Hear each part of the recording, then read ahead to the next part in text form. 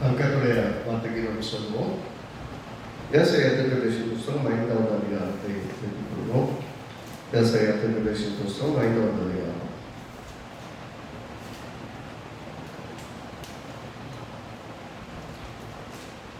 இரண்டாவது வசனத்தையும் 4வது வசனத்தையும் வாசிக்கிறேன்.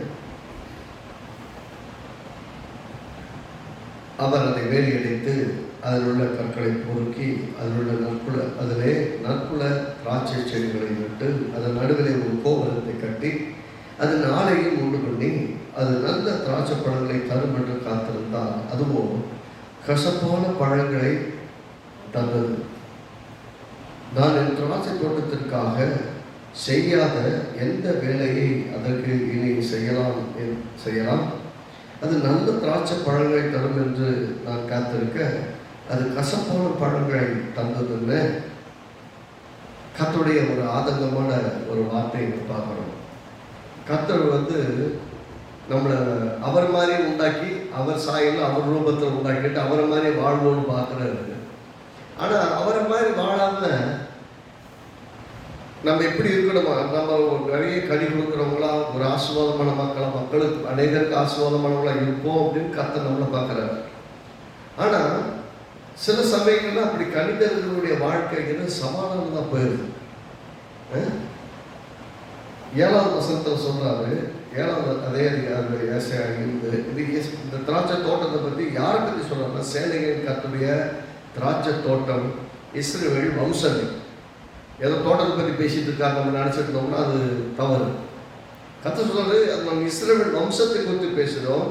அவருடைய மனமகிழ்ச்சியின் நாட்டு யூதாவின் மனுஷர். அவர் நட்டின அந்த திராட்சை செடியான நாற்று நல்ல நற்குல திராட்சை செடியா யூத மனுஷர்களை நாட்டினேன். அவர் நியாயத்துக்கு காத்திருந்தார். இதோ கொடுமை இதோ நீதிக்கு சொல்றாரு. அவர் நியாயத்துக்கு காத்திருந்தார். இதோ கொடுமை, நீதிக்கு காத்திருந்தார். இதோ முறைப்பாடு. என்ன சொல்றாரு, என்ன நடந்திருக்கு அப்படின்னா, நான் என் தோட்டத்துக்கு என்ன செய்யறேன், வேலையடைத்தேன், கற்களை பொறுக்கினேன், நல்ல திராட்சை செடி நாட்டு கோபுரத்தை கட்டினேன், ஆலையில் திராட்சை சோழன் பார்த்தேன், நல்ல திராட்சை பழங்களை வரும்னு பார்த்தேன், கசப்பான வேலை பெற்றது. இவர்களுக்கு தோட்டத்துக்காக செய்யாம எந்த வேலையும் நான் செய்யறது, கர்த்தராகிய நான் அதை காப்பாற்றி அடிக்கடி அதுக்கு தண்ணீர் பாய்ச்சி ஒருவர் அதை சேதப்படுத்தாதபடி இரவும் பகலும் காத்துக்கொள்வேன்னு சொல்றாங்க. அது வேர் பெற்றி பூத்து காய்ந்து உலகத்தை பல நாள் நிரப்பும் நாட்கள் வரும் என்றும் வாக்கு பண்ணுகிறார். வாக்கு தத்துவமும் கொடுத்துட்டு வேலையும் செஞ்சுட்டு ரிசல்ட் வரும்னு பார்த்தா ரிசல்ட் அப்படி வரல. இப்போ யாரை பற்றி அதை பற்றி எல்லாம் பேசுகிறேன்னா, நம்ம இஸ்ரவேல் வம்சத்தாரை குறித்து பேசுகிறேன். இஸ்ரவேல் வம்சங்களே நிறைய பேர் இருக்கிறாங்க. நான் நட்டின மனமகிழ்ச்சியின் நாற்று எனக்கு சந்தோஷத்தை கொடுக்கும் என்று நான் நம்பி நட்ட ஒரு நாற்று யூதா மனுஷர்களே. நான் யூத மனுஷர்களை நான் எப்படின்னா ஒரு நாற்று மாதிரி பார்க்குறேன். அவங்க என்ன பண்ணுவாங்க, வளர்ந்து கனி கொடுப்பாங்கன்னு பார்க்குறேன். வர வர கனி கொடுக்கறதுக்கு போல அவர் என்ன சொல்றாரு, நான் ரிசல்ட், அதாவது நான் தோட்டத்தை நாட்டினேன், எல்லாம் பண்ணேன்னு சொல்லிட்டு கோபுரத்தை கட்டினேன் சொல்றாரு. ஒரு கோபுரத்தை கட்டி அதில் ஆலையும் உண்டு பண்ணினேன் அப்படின்னா, வரக்கூடிய வரத்தை வைத்து திராட்சரசம் எடுப்பதற்கு யோசிப்பதை போல இந்த ஜனங்கள் நல்ல விதத்தில் தான் போதிக்கப்பட்டார்கள். வேத விவரம் தான் கொடுக்கப்பட்டது. நியாயப்பிரமாணம் கொண்டவர்கள் இவர்கள் தான். சத்தியம் தெரியும், வசனம் தெரியும், கர்த்தர் மெய் தேவன் யாருன்னு தெரியும். எல்லாம் தெரிஞ்சிருந்தாலும் வாழ்க்கை முறைக்கும் இவங்களுக்கு சம்பந்தம் இருக்கிறது. என்ன சொல்றாரு, ஏசாயா 5வது அதிகாரம் 7வது வசனத்துல, சேனையின் கர்த்தருடைய திராட்சை தோட்டம் இஸ்ரவேலின் வம்சமே. வம்சம் மொத்தம் தோட்டம்னா வம்சம் மொத்தம். அவருடைய மனமகிழ்ச்சியின் நாற்று யூதாவின் மனுஷன். அவர் நாட்டின திராட்சை செடி யார் அப்படின்னா, நற்குல திராட்சை செடியாக யூதா மனுஷர்கள். ஆனால் மனுஷரே, அவர் நியாயத்துக்கு காத்திருந்தார்கள். நியாயம் செய்வாங்கன்னு பார்த்தா இதோ கொடுமை தான் நடக்கும். இதோ நீதிக்கு காத்திருந்தார். நீதி செய்வாங்க, உண்மையா இருப்பாங்க, மக்களுக்கு நன்மை செய்வாங்க, மக்கள்கிட்ட நீதி நியாயமா நடப்பாங்கன்னு பார்த்தா இதோ முறைப்பாடுன்னு சொன்னா என்ன, கரெக்டா இல்ல, எப்படி இருக்கணும் அப்படி இல்லாம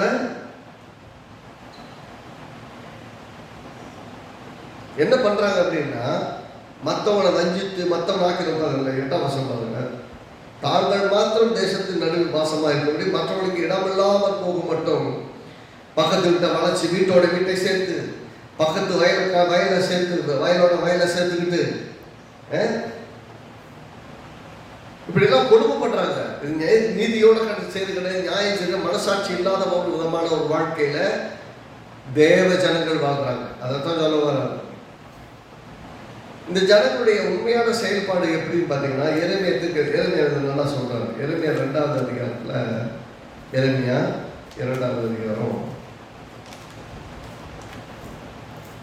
இந்த திராட்சை தோட்டத்தை பத்தி இதை விட சிறப்பா கர்த்தர் சொல்ல முடியாது.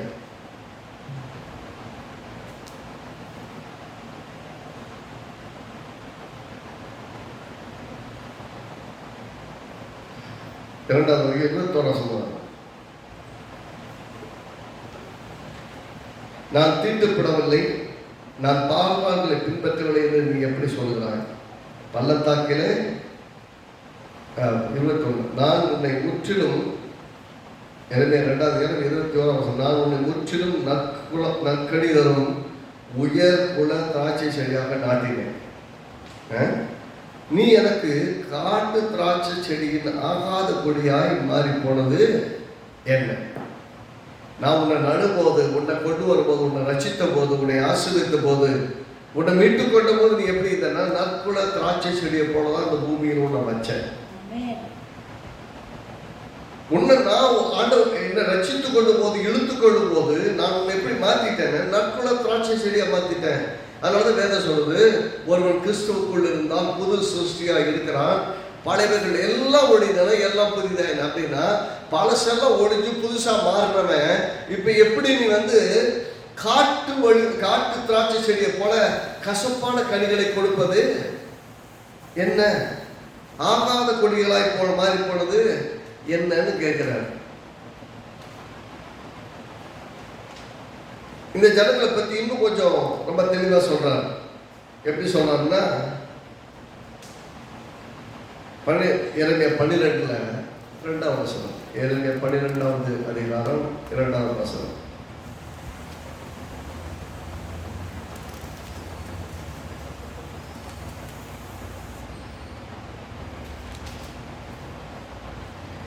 நீர் அவர்களை நாட்டினீர், வேர் பற்றி தேடி போனார்கள், கனியும் கொடுக்கிறார்கள். நீர் அவர்கள் வாய்க்கு சமீபமும் அவர்கள் உள்ளிந்திரியை கொடுக்க தூரமாக இருக்கிறது. எப்படியா ஆள் எப்படி ஆயிட்டாங்கன்னா, நீர் அவர்களை நாட்டினீர், நீங்க தான் அவனை நட்டீங்க. வேர் பற்றி தேடி போனார்கள், ரொம்ப வேர்கள் படர்ந்து விசாலத்துல, ஆசீர்வாதத்துல, பெருக்கத்துல, நிறைவுல எல்லாம் பெருகினாங்க. கனியும் கொடுக்கிறார்கள். கனி கொடுக்கிறாங்களா? கனி வருமா காத்திருந்தாரு, கனி கொடுக்கிறார்கள். ஆனா இப்படி நீர் அவர்கள் வாய்க்கு சமீபமா, வாயில பேசணும்னா ஆண்டவரே ஸ்தோத்திரம், ஆண்டவரை போல வேற ஆளு கிடையாது, அவரை விட எனக்கு ரட்சகர் கிடையாது, அவரை தான் நான் நம்புறேன், அவர் தான் என் குலசாமின்னு எல்லா விதத்திலும் யூதர்கள் பேசுறாங்க. எனக்கு உப்பிதாக்களின் தேவன் அல்லவா என்று எல்லாம் பேசுறாங்க. வாயில மட்டும் வாய் நிறைய தேவனை பற்றி சொல்றாங்க. ஆனால் அவன் இருதயமோ அவள் உள்ளிந்திரியங்களுக்கும் தூரமாக இருக்குன்னா உள்ள சரியில்லை. உள்ளான மனுஷன்ல மாற்றம் இல்லை, மனம் புதிதாகல, மறுரூபமாகல. எப்படி வாழ்றாங்கன்னு சொன்னா, நான் வாழ்றதுதான் வாழ்க்கை, என்னை யாரும் கேள்வி கேட்கறது?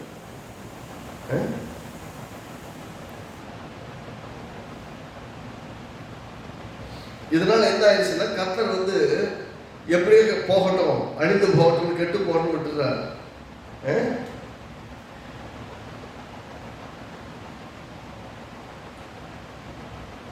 9ஆம் வசனம் 10ஆம் வசனம் 11 வசனம். அநேக மேய்ப்பர்கள் என் திராட்சை தோட்டத்தை அழித்து என் பங்கை காலால் மிதித்து என் பிரியமான பங்கை பாழான வனாந்தரமாக்கினார்கள், அதை பாழாக்கி விட்டார்கள். பாழாய் கிடக்கிற அது என்னை நோக்கி புலம்புகிறது. தேசமெல்லாம் பாழாய் போயிட்டு ஒருவனும் அதை மனதிலே வைக்கிறது.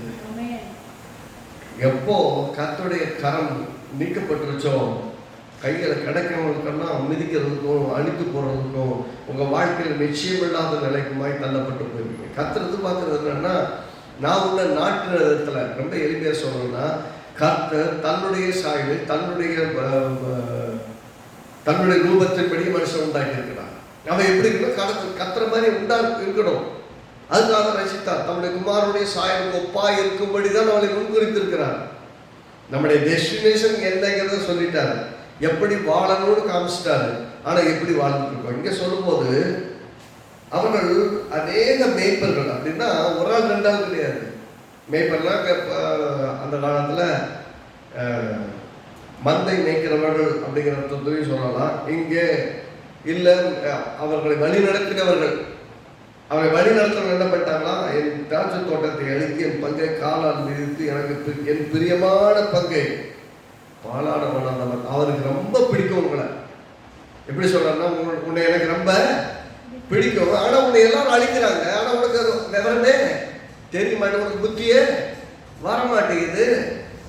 சொல்றவங்க பேச்செல்லாம் கேட்கிறேன், ஆனா நான் உன்னை எப்படி வைக்கணும்னு நினைச்சேன் அந்த மாதிரி என் வார்த்தைகளை ஏற்றுக்கொண்டு நீ வாழ்றதே இல்லை. உன் வாயில மட்டும்தான் இருக்கிறேன். நீ உள்ளத்துக்கு எடுத்துக்கு போகாம உன் வாழ்க்கை மாற போறதே இல்லைன்னு சொல்றான்.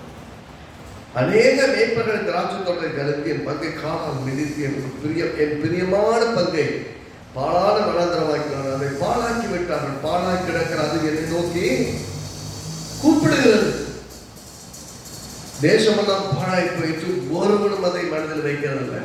நடக்கிற எல்லாம் நஷ்டங்கள், கஷ்டங்கள், எல்லாம் வேதனைகளை பற்றி கொஞ்சம் கூட யோசிக்கிறதே கிடையாது. அவங்க இஷ்டத்துக்கு வாழ்றாங்க அப்படின்னு கர்த்தர் சொல்லி அங்கலாய்க்கிறான். அப்போ எருமை 12 சொல்றார், நீர் அவர்களை நாட்டினீர், வேர் பற்றி தேடி போனார்கள், கனியும் கொடுக்கிறார்கள். சிசவ நம்மகிட்டே கொஞ்சம் நல்ல குணங்கள்லாம் இருக்கிற மாதிரிலாம் இருக்கும். நல்ல கர்த்தருக்காக வாழ்றதுக்கான அர்ப்பணிப்பு பார்த்த விஷயங்களா இருக்கும். ஆனா வாயில தான் கர்த்தரை வச்சு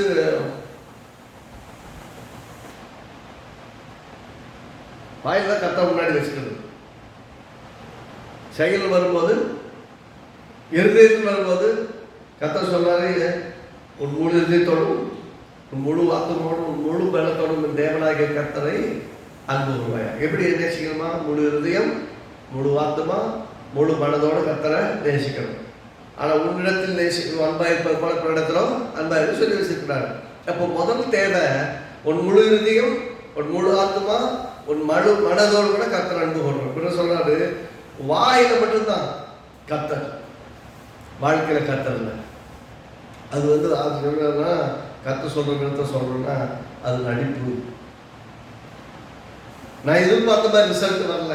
ஏன்னா நான் என்ன எதிர்பார்த்தேன், நன்மை செய்வாங்க, உபத்திரப்படுறவங்க உதவி செய்வாங்க, உத்தமமாக இருப்பான்னு பார்த்தா பக்கத்து வீட்டை ஆக்கிரம் பண்ணிக்கிறது, பக்கத்து வயலை ஆக்கிரம் பண்ணிக்கிறது, அங்கே பக்கத்தில் எவ்வளோ குடிக்கிறாங்க எல்லாம் குறைத்து விட்டுறது. இப்படிப்பட்ட ஒரு வாழ்க்கை முறையை தேவன் விரும்பவில்லை, அதை ஏற்றுக்கொள்ளவில்லை. அதனால சொல்றாரு, நான் உன்னை ஆசீர்வதிச்சிருக்கிறேன், நீ நல்லா தான் இருக்கிற, நீ வேறு பற்றி படர்ந்து போறது மற்ற வேர்களை அழித்து மற்றவர்களை அழித்து வாழ்றதல்ல, நீ ஆசீர்வாதமாய் வாழ்வதற்கு கர்த்தரை நம்பி கர்த்தருடைய நாமத்தில் வாழ வேண்டும் சொல்றார். அப்ப கர்த்தர் கொடுக்காத ஆசீர்வாதம் எங்கிருந்து நமக்கு வரும்? அப்ப கர்த்தர் கொடுக்காத ஒன்றை நம்ம வாழ்க்கையில் பெறவும் முடியாது, அதை அனுபவிக்கவும் முடியாதாக அர்ப்பணிக்கப்பட்ட ஒரு வாழ்க்கை அவசியம். அந்த அர்ப்பணிக்கப்பட்ட வாழ்க்கையிலே தேவ சித்தம் முழுமையாய் நிறைவேறுவதற்காக நம்ம ஒப்பு கொடுத்து ஒரு வாழ்க்கை வாழணும். அப்படி இல்லைன்னா வாழ்ற மாதிரி இருக்கும், ஆனால் வாழ்ந்த மாதிரி இருக்காது.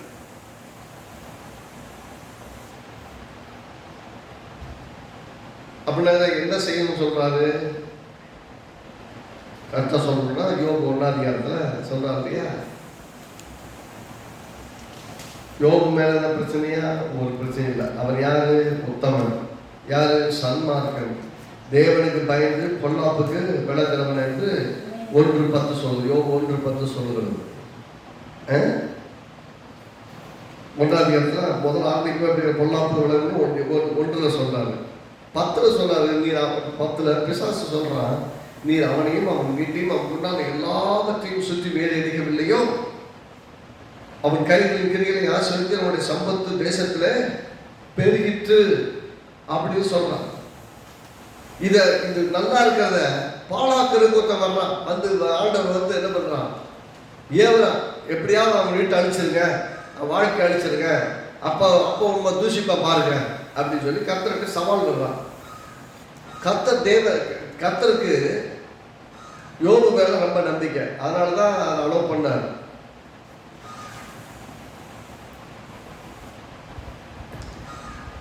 வேலி அடைக்கும் போது, கர்த்தர் வேலி அடைக்கும் போது வேலையில் ஆசீர்வாதம். கர்த்தர் வேலி அடைக்கும் போது எல்லாம் உள்ளுக்குள்ள ஒன்றும் வராது, யாரும் வரமாட்டாங்க. கைது செய்த வேலையிலே ஆசீர்வாதம். இடையில கண்ணம் போடுறதுக்கோ, ஓட்டம் போடுறதுக்கோ, திருடுறதுக்கோ, பொல்லாப்பு செய்யறதுக்கோ ஒருத்தர் உள்ள வராதுபடிக்க கர்த்தர் காத்துக்கணும். ஆகவே நீங்க வேலி அடைக்கப்பட்ட வாழ்க்கை வாழ்ந்தால், அது வேலி அடைக்கப்பட்ட வாழ்க்கை வாழ்ந்தா அந்த வேலைக்குள்ள உங்க வேலையில ஆசீர்வாதம் இருக்கும், செல்வத்திலையும் பெருக்கம் இருக்கும். அப்படின்னா வேலி அடைக்கப்பட்ட வாழ்க்கையில வாழணும்னா உத்தமமாய், சன்மார்க்கமாய், தேவனுக்கு பயப்படுறவர்களாய், பொல்லாப்புக்கு விலகிறவர்களாய் வாழ்ந்தா வேலி நிரந்தரமா இருக்கும். அந்த நிரந்தரமான வேலி இருக்கும்போது ஒரு சம்பத்தும் தேசத்துல பெருக்கும். கையின் கிரியைகள் ஆசீர்வாதமா இருக்கும், எல்லைகள் விசாலம் அடையும். அப்படின்னா if you are right with God, God will protect you. When God protect you, every blessing that's supposed to come to your life will come. தேவனை உத்தமமா பின்பற்றி உத்தமமா இருந்தா அவர் வேலி அடைப்பார். வேலி அடைத்தா ஆசீர்வாதங்கள் எல்லாம் உன் வீட்டில் வந்து தங்கும்.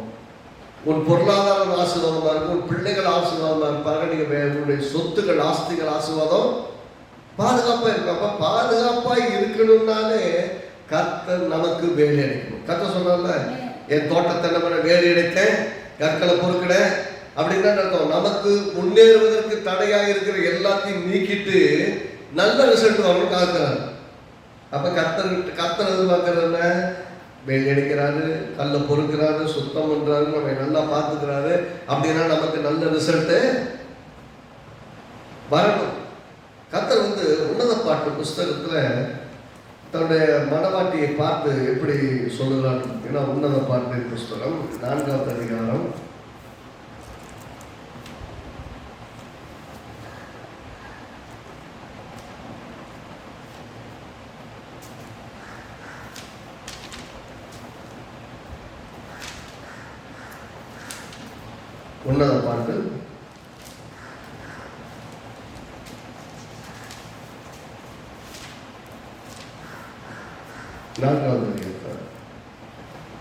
4வது அதிகாரத்தில் 12வது வசனம் வாசிக்கலாம். 12வது வசனம். என் சகோதரியே, என் மனவாளியே, நீ அடைக்கப்பட்ட தோட்டமும் மறைவு கட்டப்பட்ட நீரூற்றும் முத்திரிக்கப்பட்ட கிணறுமாய் இருக்கிறாய். எப்படி சொல்றாங்க? என் சகோதரியே, என் மனவாளியே. நம்மளை பார்த்து கர்த்தர் சொல்றாரு, என் மனவாளியே. சபையாகிய சரீரமாகிய சபையை பார்த்து சொல்ற, என் மனவாளியே, நீ அடைக்கப்பட்ட தோட்டம், அடைக்கப்பட்ட தோட்டம், நீ அடைக்கப்பட்ட தோட்டமும் மறைவு கட்டப்பட்ட நீரூற்று. உனக்குள்ள அந்த வர்றோட ஃபவுண்டைனை நான் ப்ரொடெக்ட் பண்ணி வச்சிருக்கேன், மறைச்சு வச்சிருக்கிறேன். நீ முத்திரிக்கப்பட்ட கிணறு அப்படின்னா அர்த்தம், சீல் பண்ணி வச்சிருக்க உன் கடத்தை. ஆனா உன்னுடையது என்பது உனக்கு மட்டுமே சொந்தமாக இருக்கக்கூடியது என்று நான் முத்திரித்து வைத்திருக்கிறேன் அப்படின்னு சொல்றான். 15வது வசனத்தை பாருங்க. தோட்டங்களுக்கு நீரூற்றும் ஜீவ தண்ணீர் துறவும் லீபனோனுக்கு ஓடி வரும் வாய்க்கால்களும் உண்டாயிருக்கிறது. தோட்டங்களுக்கு நீர் ஊத்திருக்கு, ஜீவ தண்ணீர் வரவும், ஜீவ தண்ணீர் துறவும் லீபனோனுக்கு ஓடி வரும் வாய்க்கால்களும் உண்டாயிருக்கிறது. அப்புறம் உனக்கு என்னெல்லாம் நான் செய்திருக்கிறேன் அப்படின்னு சொல்லுகிறார். தோட்டத்துக்கு என்ன இருந்தா ஜீவ தண்ணீர் துறவு. துறவுன்னா தண்ணி கொண்டு கொள்ளக்கூடிய சுனை, தண்ணி போக்கி போக்கி போக்கி வரும். ஒருத்தரும் வாய்க்கால்கள் வந்து உன்னை தேடி ஓடி வருங்கிறார். அப்படின்னா கர்த்தர் நமக்கு செய்யறதெல்லாம் நாம யோசிக்கிற மாதிரி நமக்கு செய்யறதில்ல. நாம ஜெபிக்கிறதுக்கு மேல, விசுவாசிக்கிறதுக்கு மேல, நம்புறதுக்கு மேல கர்த்தர் நமக்கு செய்கிறார். ஆனால் நம்முடைய பார்வை விசாலம் அடையணும். நம்ம என்ன விசாலம் அடையணும்? உன்னத பாட்டு 2வது அதிகாரத்தில் அதே உன்னத பாட்டா 2வது அதிகாரம் 15வது வசனத்தில் பார்த்தா, திராட்சை தோட்டங்களை கெடுக்கிற குடி நரிகளையும் சிறு நரிகளையும் நமக்கு பிடியுங்கள். நம்முடைய திராட்சை தோட்டங்கள் பூவும் பிஞ்சுமா இருக்கிறதே. ஹல்லேலூயா. திராட்சை தோட்டத்துல பூவும் பிஞ்சு வைக்கிற சமயத்துல என்ன வருதா? குழி நரிகள் குழியை பறிக்கிறதுக்கு வேர்களுக்கு அடியில பள்ளத்தை போட்டு அதை கெடுத்து வேர்களில் தண்ணீர் போகாமல் சாரம் ஏறாமல் அந்த பூவும் பிஞ்சு பழமாய் மாறாதபடிக்கு கெடுக்கிறதுக்கு என்ன வருதா? திராட்சை தோட்டங்களை கெடுக்க குடி நரிகளும் சிறு நரிகளும் நமக்கு பிடியுங்கள். அதெல்லாம் என்ன பண்ணுங்க? பிடிங்கிறார். ரொம்ப சொல்ல போனோம்னா, விசுவாசத்தின் ஆரம்ப காலங்களை வளர்களை கெடுக்கிறதுக்கு, விசுவாசத்தை வளர ஆரம்பிக்கும் போது அதை கெடுக்கிறதுக்கு புலி நரிகளும் சிறு நரிகளும் போன்ற அநேக குள்ள நரிகள் நம்முடைய வாழ்க்கையில வருவாங்க. நம்முடைய வாழ்க்கையை கெடுத்து போட, நம்ம விசுவாசத்தை கெடுத்து போட, நம்ம நம்பிக்கை கெடுத்து போட, நம்ம தைரியத்தை கெடுத்து போட, அப்பதான் விசுவாசிக்க ஆரம்பிப்போம். ஆண்டவரே நீ தேவன், நீ கர்த்தர் கைவிட மாட்டேன்னு விசுவாசிக்க ஆரம்பிப்போம். விசுவாசிக்க ஆரம்பிக்க தெரியுமா? இன்னொரு பெரிய விசுவாசி இருக்கும். அது என்ன சொல்லணும்னா, நான் எத்தனை வருஷமா விசுவாசிக்க, எனக்கே கொடுக்க உனக்கு கொடுப்பா கர்த்தர் இருக்கிற விசுவாசத்தை அழிச்சு போடுறதுக்கு. இப்படி சில பள்ளங்களை நோண்டி வேர்களை அறுத்து விடக்கூடிய குடி நரிகள், குடிகளை தோண்டுகிற நரிகள் உங்கள் வாழ்க்கையில் வராதபடி, சிறு நரிகளை உங்கள் வாழ்க்கை வந்து கெடுக்காதபடி கர்த்தர் உங்களது தோட்டத்தை சுற்றி வேலி அடித்து வைத்திருக்கிறார். எதுக்கு கர்த்தர் உங்களுக்கு வேலியை போடணும்?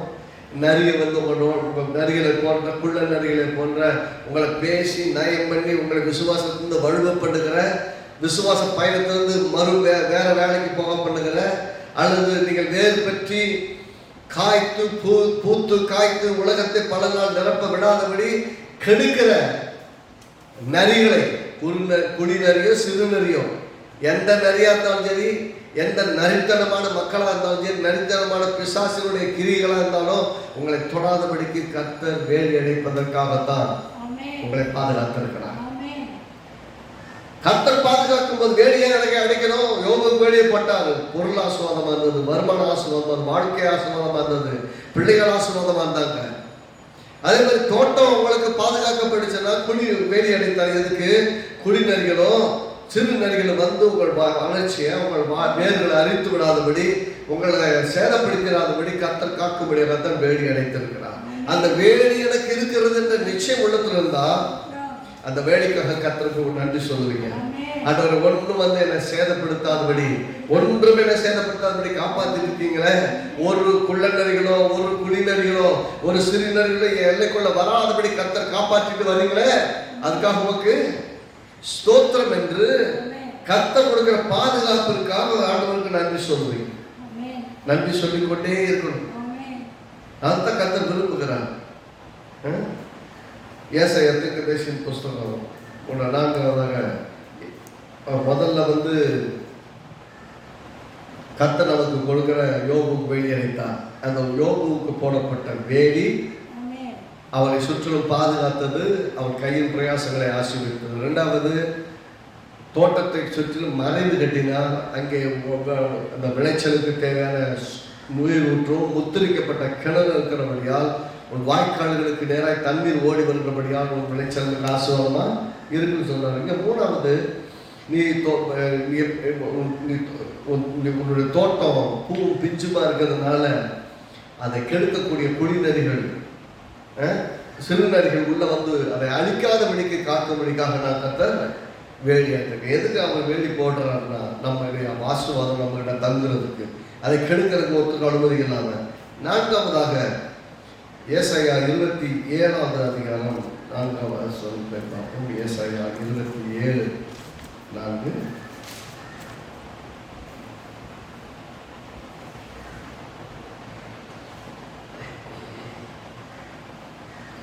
உக்கிரம் என்னிடத்துல இல்லை. இதுல 2வது வசனத்தை வாசிப்போம். 27:2. அக்காலத்தில் ஒரு நல்ல திராட்சை செத்ததும் திராட்சை தோட்டம் உண்டாயிருக்கும், அதை குறித்து பாடுங்கள். கர்த்தராகிய நான் அதை காப்பாற்றி அடிக்கடி அதற்கு தண்ணீர் பாய்ச்சி ஒருவரும் அதை சேதப்படுத்தாதபடிக்கு அதை இரவு பகலும் காத்துக்கொள்வேன். ஏற்கனவே பார்த்தோம்.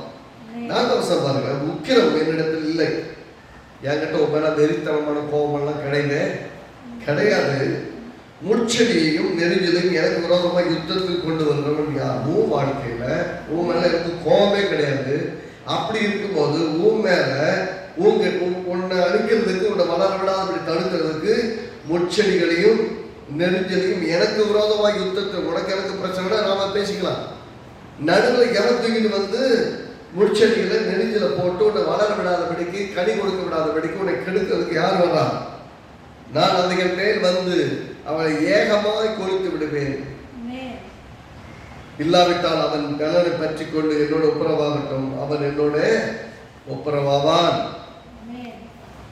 ஒண்ணு, இந்த எவெல்லாம் இந்த நெருஞ்சிலையும் முள்ளையும் கொண்டு வந்து உள்ள போட்டு உங்க விசுவாசத்தை கெடுக்கிறானோ, அதை இயேசு சொன்னாரு, இந்த சிறு பிள்ளைகளை இடத்துல வரவிடுங்கள்.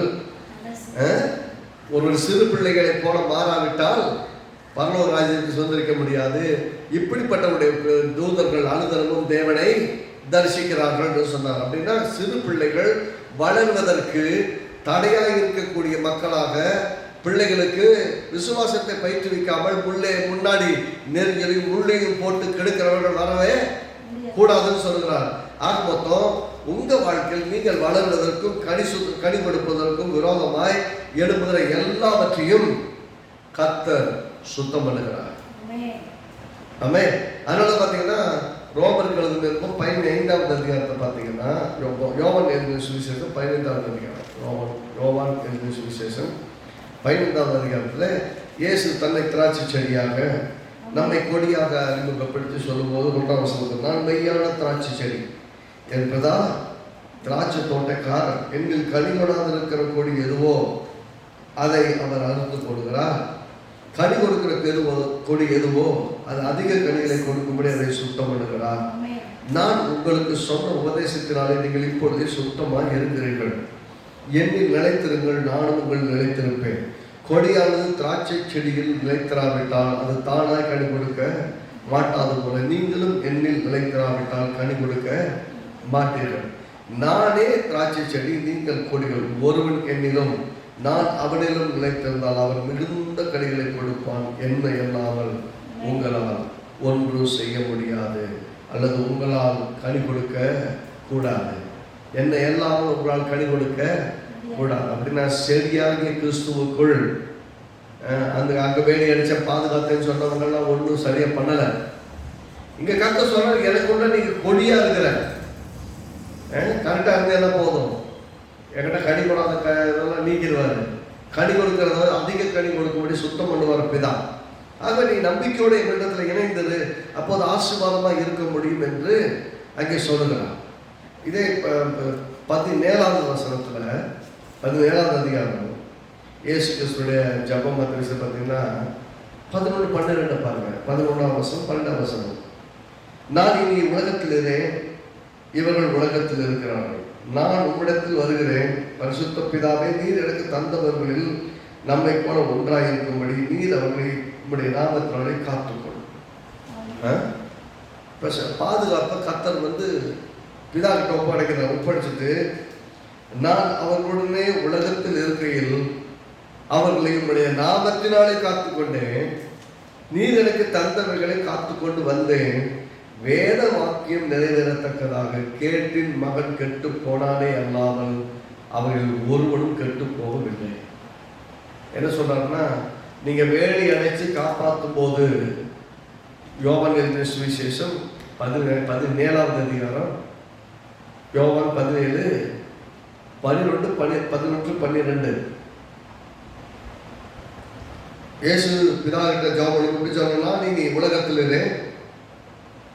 நான் உலகத்தில் இருக்கிறேன், இவங்க உலகத்தில் இருக்கிறாங்க, நான் போயிருவேன் பரலோகத்துக்கு, இவங்க உலகத்தில் இருக்க போறாங்க. நான் உம்மிடத்தில் வருகிறேன். பரிசுத்த பிதாவே, நீர் எனக்கு தந்தவர்கள் நம்மை போல ஒன்றாயிருக்கும்படி நீர் அவர்களை உடைய நாமத்தினாலே காத்துக்கொள்ளும். அப்பையோ பிதா கிட்ட போறதுக்கு முன்னாடி காவல் இவங்களை பார்க்கப்பட வேண்டும்னு கர்த்தர் கவனமா இருக்கிறார். நான் அவர்கள உலகத்தில் இருக்கையில் அவர்களை உடைய நாமத்தினாலே காத்துக்கொண்டு, எப்படி காத்துக்கொண்டாரா? உடைய நாமத்தில் காத்துக்கொண்டேன். நீர் எனக்கு தந்தவர்களை காத்துக்கொண்டு வந்தேன், காப்பாற்றிட்டு வந்தேன். வேதவாக்கியம் நிறைவேற்றதாக கேட்டின் மகன் கெட்டுப்போனானே அல்லாமல் உம்முடையவர்களில் ஒருவனும் கெட்டு போவதில்லை. அப்படின்னா கர்த்தர்கிட்ட இருக்கிறவங்க ஒருபோதும் கெட்டு போறது இல்லை, கெட்டு போக விட மாட்டார். அது இவங்க என்னதான் செய்யணும்னு நினைச்சாலும் அழுக்கணும் பார்க்கணும் கர்த்தர் கைவிட மாட்டார். 15 வசனம் பாருங்க, நீர் அவர்களை உலகத்திலிருந்து எடுத்துக்கொள்ளும்படி நான் வேண்டிக் கொள்ளாமல் நீர் அவர்களை தீமை என்று காக்கும்படி வேண்டிக் கொள்கிறேன். கெட்டது எதெல்லாம் இருக்காத ஒன்றுல கூட அவங்க சிக்கிக்காதபடிக்கு பிதாவே அவர்களை காப்பாற்றும் என்று இயேசு வேண்டிக் கொள்கிறார். அப்படின்னா கர்த்தர் நம்மளை எப்படியெல்லாம் வேண்டி அடைக்கிறார்னா, கேடு உள்ள வந்துடாதபடிக்கு பிதா கிட்ட விண்ணப்பம் பண்ணுகிறார். பிதாவே, இவனுடைய நாமத்தை வைத்தது வரைக்கும் காப்பாத்தினேன், இனிமேல நீங்க காத்துக்கொள்ளுங்க. எப்படி காத்துக்கொள்ளுங்க? கேட்டின் மகன் கெட்டு போனானே அல்லாமல் உங்களுடையவர்களில் ஒருவன் கூட கெட்டு போயிடக்கூடாது, இவங்களை சுற்றிலும் வேலை அடைத்து நீங்க காத்துக்கொள்ளுங்க அப்படின்னு சொல்றாங்க. அவருடைய நாமம் நமக்கு பெரிய பாதுகாப்பு. இயேசுவின் நாமம் நமக்கு பாதுகாப்பு. இயேசு சொல்றார், உம்முடைய நாமத்தினாலே இவளை காப்பாற்றி வந்தேன். இது வரைக்கும் உங்களை எப்படி நான் காப்பாற்றணும்? நாமத்தினால. 24 நாள் நான் கூட இருக்க முடியாது. நாம பிதாவின் இடத்துல வரல, பரலோகத்துக்கு வர்ற. ஆனா இவங்க உலகத்தில் இருக்க போறாங்க. இவங்களை என்னதான் பண்ணி காப்பாற்ற முடியும்? உடைய நாமத்தினால தான் நம்ம காப்பாற்ற முடியும்.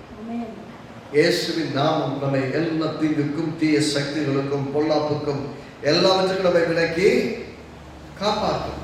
அதுக்கு நம்ம என்ன பண்றாரு? 17 வசனம், உம்முடைய சத்தியத்தினாலே அவர்களை பரிசுத்தமாக்கும், உம்முடைய வசனமே சத்தியம். நீர் என்னை உலகத்தில் அனுப்பினது போல நானும் அவர்களை உலகத்தில் அனுப்புகிறேன். அவர்கள் சத்தியத்திலே பரிசுத்தமானவர்களாக இருக்கும்படி அவளுக்காக நான் என்னைத்தானே பரிசுத்தமாக்குகிறேன். செடியாகிய நான் என்னை பரிசுத்தம் பண்ணுகிறேன். ஏனென்றால் கொடியாக இதில் இணைந்திருக்கிற இவர்கள் பரிசுத்தமாக இருக்கவும் மிகுந்த கனிகளை கொடுக்கவும் ஆசீர்வாதமானவர்களாக இருக்கவும் நான் என்னையே பரிசுத்தம் பண்ணுகிறேன் என்று கர்த்தர் சொல்றார். அப்படிங்கிற அர்த்தம், உங்கள் குடும்பம், உங்கள் சுற்று இருக்கிறவர்கள், உங்கள் சபையில் இருக்கிறவர்கள், மற்றவர்களுக்காக, உங்களை சுற்றி வேலை பார்க்கிற மக்களுக்காக உங்களை நீங்களே பரிசுத்தப்படுத்தி கொண்டு உங்களை நீங்களே கிறிஸ்துவுக்குள்ளாக காத்து கொண்டிருக்கிறீர்கள். நீ you will be the living testimony among them. மற்ற உங்களை நீ உயிருள்ள சாட்சியா இருக்க. உங்களை பார்க்கிறவங்க இயேசுவே இருந்து கொள்ளுங்க. அப்போ இயேசு சொல்றாரு, உங்களுடைய நாமத்தினாலே அவர்களை காப்பாற்றினேன்னு சொல்றாரு. இங்க என்ன சொல்றாரு?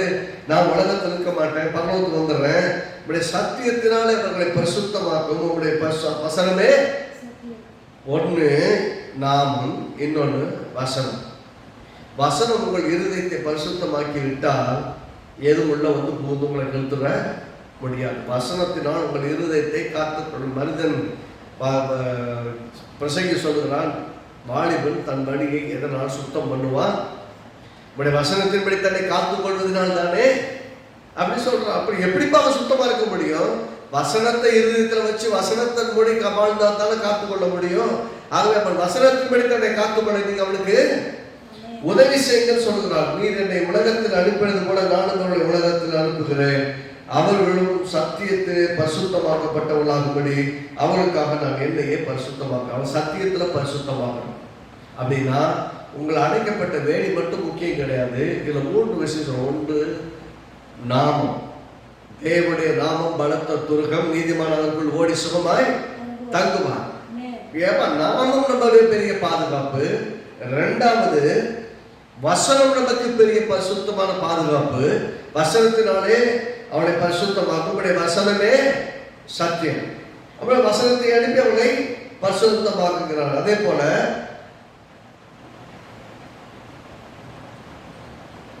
என்னை உலகத்தில் அனுப்பினது போல நானும் அவர்களை உலகத்தில் அவர்களும் சத்தியத்தினாலே பரிசுத்தமாகும்படி.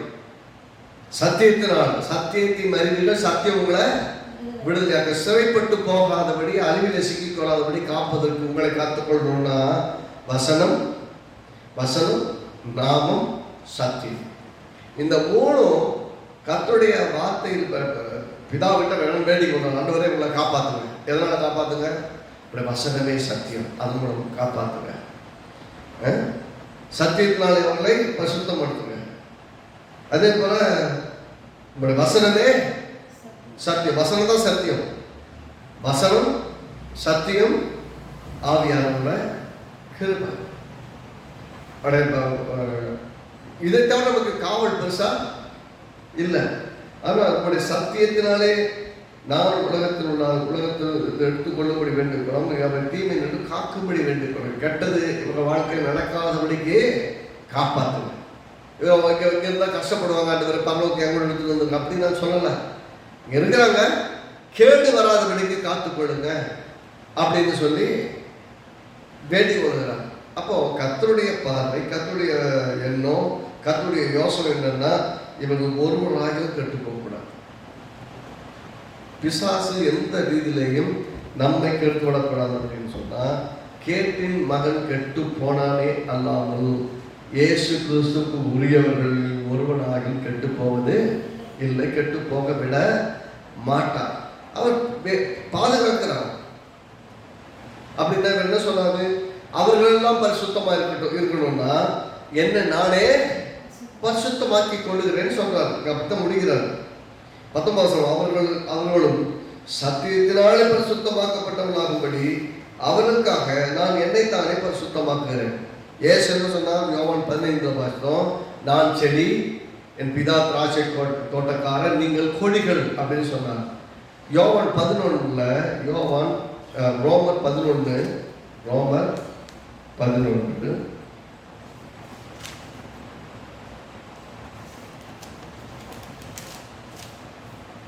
ரோமன் 11:16 ரோமர் 11:16 மேலும் முதல் பலனாகிய மாவானது பரிசுத்தமாயிருந்தால், அதான் ஃபர்ஸ்ட்ல வச்சிருக்க மாவு பரிசுத்தமாயிருந்தால், அல்லது புளிப்பில்லாததா இருந்தால் பிசைந்தால் மாவு முழுவதும் பரிசுத்தமாயிடும். அப்படின்னா ஆரம்பம் அஸ்திபாரம் ஒன்று கரெக்டாக இருந்தான்னா அது மேலே கலக்கக்கூடிய பொருள் புளிப்பான மாவுல நல்லா ஃப்ரெஷ்ஷாக இருக்கிற மாவை கலந்தாலும் கொஞ்ச நேரத்தில் ஃபுல்லாக புளிப்பாயிக்கும். ஆனால் இங்கே கரெக்டாக எப்படி சொல்றாரு? ரோமர்கள் 11:16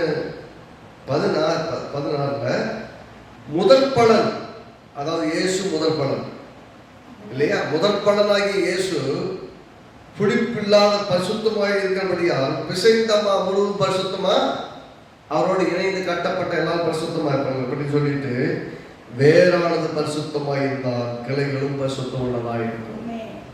அப்படின்னா இயேசு பரிசுத்தம் உள்ளவராக இருக்கிறார். அந்த பரிசுத்தம் உள்ளவருக்குள் இணைக்கப்பட்டிருக்கிறோம். இணைக்கப்பட்டதுனால நாமும் பரிசுத்தம். அப்படி நாம பரிசுத்தமா இருக்கிறதுல வேறு பரிசுத்தமா இருக்கு, செடி பரிசுத்தமா இருக்கு. அதனால் இணைந்த கொடிகள், அதுல இணைந்த கொடிகள் பரிசுத்தமா இருக்கு. மாவு, முதல் மாவு பரிசுத்தமா இருக்குது, இணைக்கப்பட்ட மாவு பரிசுத்தமா ஆக்கப்படுது. அப்படின்னா மறக்கக்கூடாது, இயேசு நம்மை பரிசுத்தமாக்குறார். அதனால சொல்றார், நான் உங்களை பரிசுத்தமாக்குற கர்த்தர். பரிசுத்தமாக்குற கர்த்தர். ஒரு ஓம பிரஜாதிகளை பத்தி இதை பத்தி சொல்லும் போது ஒன்று சொல்லிட்டு வராரு. இதுல பாத்தீங்கன்னா 18 வசனம், நீ அந்த கிளைகளுக்கு விரோதமாய் பெருமை பாராட்டாதே.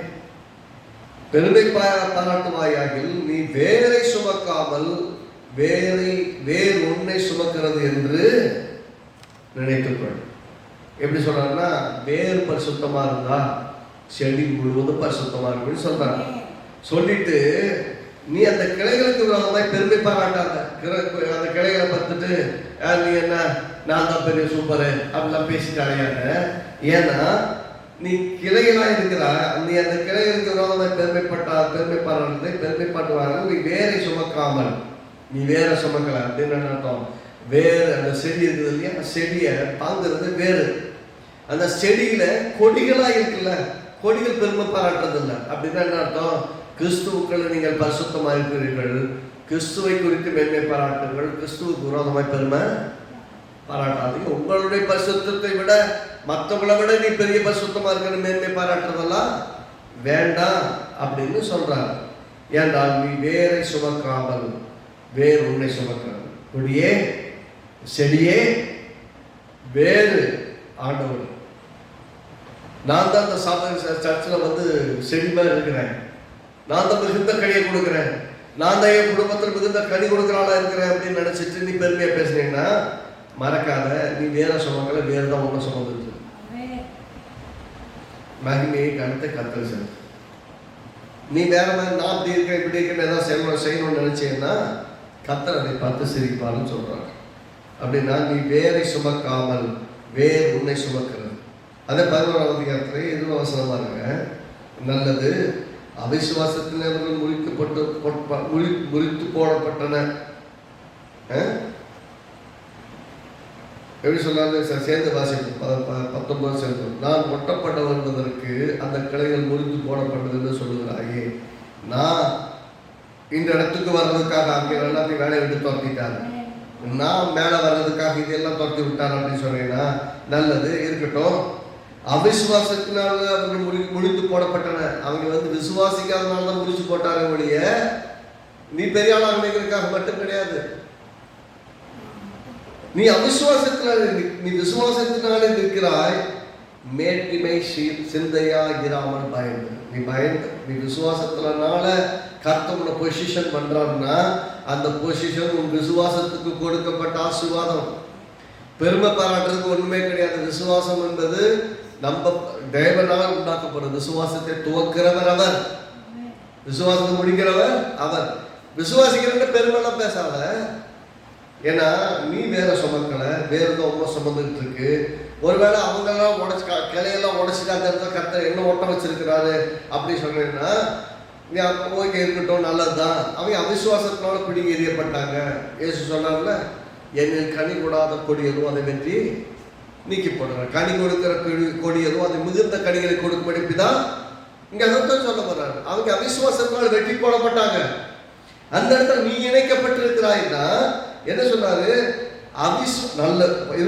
நல்லது, அவிசுவாசத்தினால அவைகள் முறித்து போடப்பட்டன.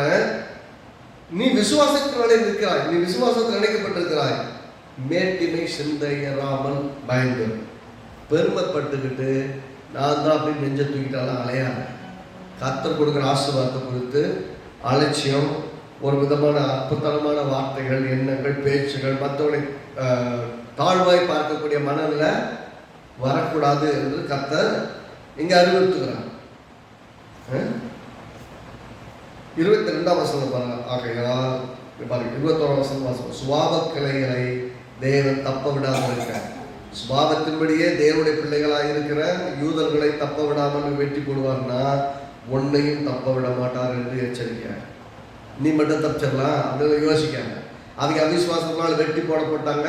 நீ பெருமைப்பட்டையன்னா கர்த்தருடைய வெட்டி போட்டு அப்படின்னு சொல்ல வர்றாரு. அவனை கர்த்தருக்கு வெட்டி போடுறதே வேலையை அப்படின்னா இல்லை இல்லை. நீங்க நல்லா கனி கொடுக்கணும். மேட்டிமையோட பெருமையோட கர்த்தர் தான் கொடுத்தாருக்கிறத மறந்துட்டு ஏதோ நீங்க கஷ்டப்பட்டு சம்பாதிச்ச மாதிரி உங்களுடைய எண்ணம், யோசனை, வாழ்க்கை இருக்கக்கூடாதுன்னு சொல்ல வருகிறார். 22ஆம் வசனம். ஆகையால் தேவனுடைய தயவையும் கண்டிப்பையும் பார், விழுந்தவரிடத்திலே கண்டிப்பையும் உன்னிடத்திலே தயவையும் காண்பித்தார். ரொம்ப பெரிய விஷயம், ரொம்ப நேரம் டீட்டெயிலாக பேசணும். ஆனால் சொன்னதை சொல்லணும்னா விழுந்து போனவர்கள்ட்ட தேவனுடைய தயவையும் கண்டிப்பையும் பார், விழுந்து விடத்துல கண்டிப்பை காண்பித்தார். அப்படின்னா நீ சரியா இல்லைன்னா உன்னை நீக்கிடுவேன் அப்படின்னு நீக்கிட்டார். கண்டிப்பை பண்ணி எல்லாரும் நீக்கிட்டாரு. உன்னிடத்தில் தயவை விட உன்னை திரும்ப தோட்டவாசிகள் உன்னை இறக்கம் காண்பிக்கிறார். அந்த தயவிலே நிலைத்திருப்பாயானால் உனக்கு தயவு கிடைக்கும், நிலைத்தராவிட்டால் நீயும் வெட்டுண்டு போவாய். அவ்வளவுதான். அப்ப நீ நிலைக்கிறது நிலைக்காம இருக்கிறதுங்கிறது உன்னுடைய தாழ்மை நிமித்தம் கர்த்தர் இணைத்தால் தாழ்மையிலேயே வாழ கற்றுக்கொள். பெருமையா பேசினேன்னா கர்த்தர் உன்னையும் நீக்கி போடுவார்னு சொல்ல வருகிறார். ஆக இதுல பார்க்கும்போது கர்த்தர் இன்னும் சில விஷயங்களை பார்க்க வேண்டிய அப்புறம் வாரங்களை பார்ப்போம். கர்த்தர் சுற்றிலும் வேலை அடிக்கிறார். எதுக்கு? நீ நல்லா கனி கொடுக்கணும். கர்த்தரை இயேசு சொல்ற நான் தான் செடி, நீங்க கொடிகள் சொல்றாரு. இப்போ யூதர்களை கொடிகள் அப்படி சொன்னார்ல, செடின்னு சொன்னார்ல. அதாவது திராட்சை தோட்டம் சொல்ற இஸ்ரவேல் வம்சத்தா, செடின்னு சொல்லும் போது யூதா மனுஷரே அப்படின்னு சொன்னாங்க. இப்ப இயேசு சொன்னார் நான் தான் செடி, நீங்க எல்லாம் கொடிகள். வேறு வேர்ல இருந்தா நான் நிற்கிறேன் அப்படின்னா இயேசு அந்த வேர்களின் மூலமாய் நின்று நம்ம எல்லாம் கொடியா இணைச்சிருக்கிறார். ஒருத்தர் அவிசுவாசியா இருக்கணும் நீக்கிறாரு, விசுவாசிக்கிறவங்க இழைத்து வைக்கிறாரு. அதனால பெருமைப்படுறதுக்கு ஒண்ணுமே இல்லை. அதனாலதான் எபேசியர் 2வது அதிகாரத்தை சொல்லுது, ஒருவரும் பெருமை பாராட்டாதபடிக்கு இது இது கிரியையினால உண்டாகல, கிருபையினால விசுவாசத்தை கொண்டு ரட்சிக்கப்பட்டோம். எபேசியர் 2வது அதிகாரத்தில், எபேசியர் 2வது அதிகாரம். ஏன்னா சில சமயம் சில விஷயங்கள் ரொம்ப கருத்தா கவனிக்கணும்.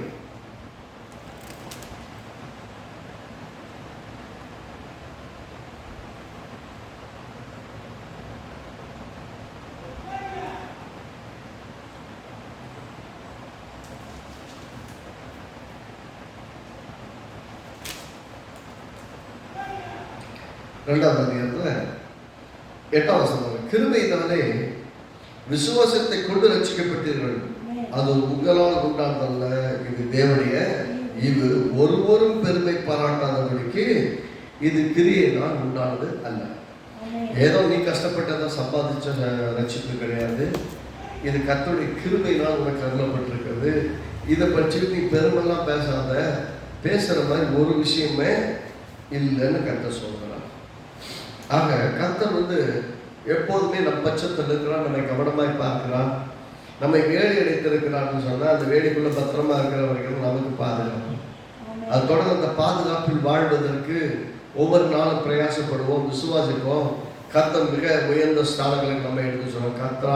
கர்த்தர் நம்ம கவனமா இருக்கிறார், நம்மை பழுவும் பெருகவும் செய்வார் என்ற நிச்சயத்தோடு நம்மை கர்த்தர் கையில் அர்ப்பணிப்போம். கர்த்தர் நம்மை நிச்சயமாகவே பெருகவே பெருகப்படுவார், ஆசீர்வதிக்கவே ஆசீர்வதிப்பார்.